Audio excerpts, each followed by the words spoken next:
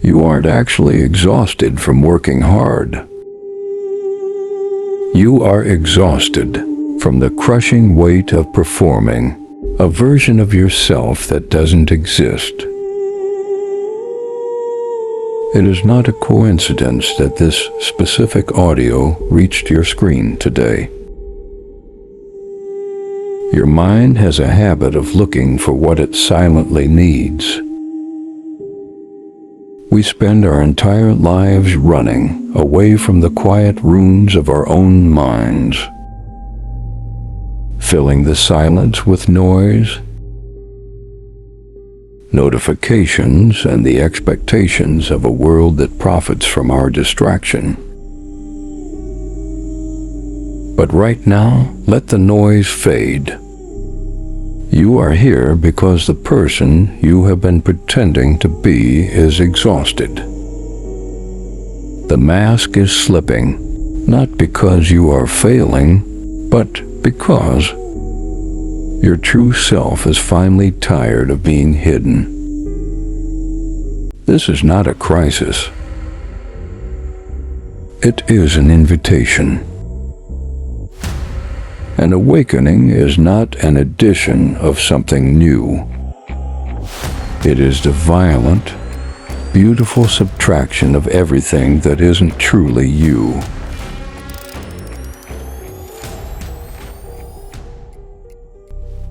The comfortable prison. The Swiss psychologist Carl Jung once wrote that man's greatest fear is of himself. We think we fear failure or poverty or rejection. But if you look deeper into the psychology of your patterns, you will find a strange truth. We are often more terrified of our own potential than our own limitations. Why? Because limitation is comfortable. It gives us an excuse. If you believe you are helpless, you never have to try. If you stay in the cycle of everyday routines, you remain safe in a predictable prison. You look at the closed doors of your life, wondering why the greatest opportunities always seem to pass just a little beyond your reach. But have you ever asked yourself if you are the one holding the door shut? Philosophy calls this the state of unauthentic existence. You adopt the desires of society. You chase the wealth, the status, the validation that others told you to want. Yet, when you achieve them, the emptiness remains. The psychological toll of living a life that belongs to someone else is a slow, quiet rot. It shows up as anxiety in the middle of the night. It shows up as chronic exhaustion that sleep cannot fix. Your soul is trying to tell you that you are starving it. Meeting the shadow? To awaken, you must first descend. You cannot reach the light by ignoring the dark parts of your history. In psychology, this dark repository is called the shadow. It contains your repressed anger, your unhealed trauma, your secret envies, and your abandoned dreams. Repressed, trauma, power. Every time you were told to be quiet as a child, a piece of your authentic voice went into the shadow. Every time you were shamed for being different, a piece of your unique power was locked away.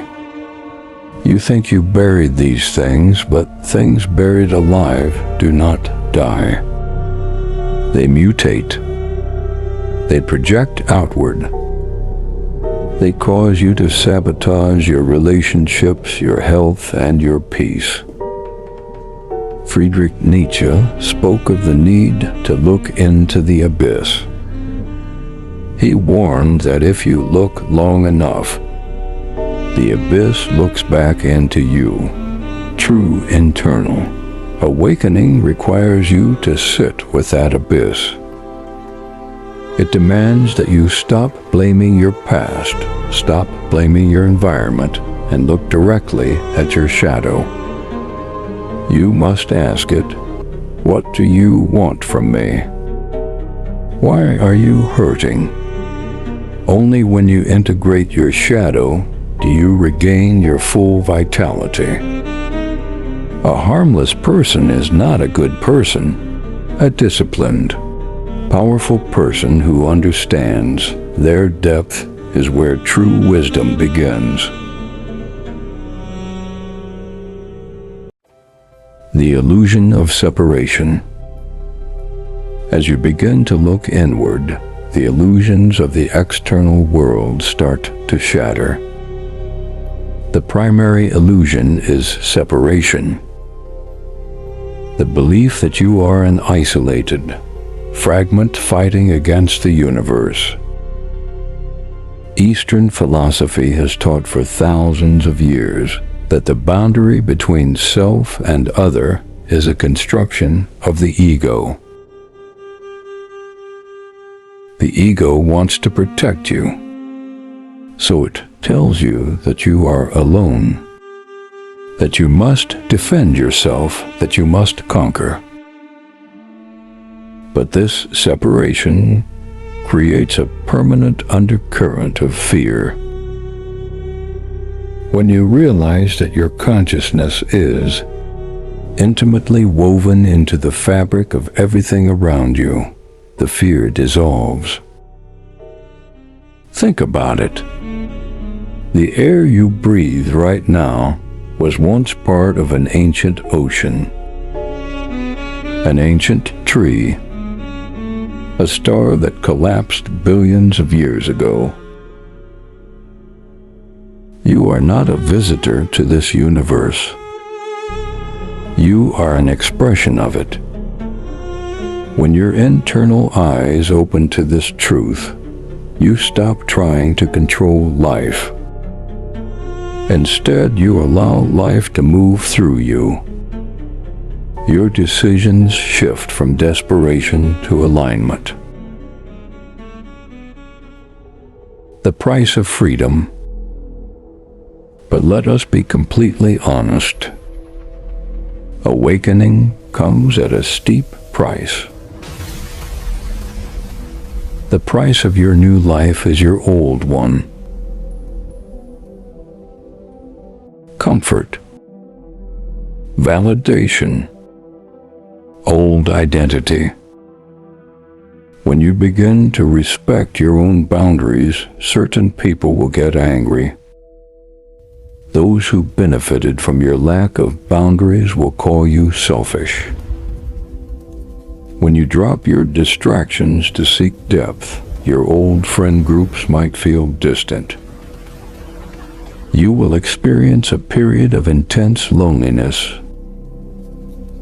It is the liminal space, the painful bridge between who you were and who you are becoming. Many people turn back here. The loneliness frightens them back into the comfortable prison. They choose familiar misery over unfamiliar freedom. But you must remember that a seed does not become a tree without its shell completely breaking apart. The destruction of your old identity is proof that the process is working. Do not fight the cracking of the shell. Stay with that discomfort. Return to the present. So where does this leave you today? Right here, in this exact second. Life does not shout its grand truths. It whispers them in moments like this.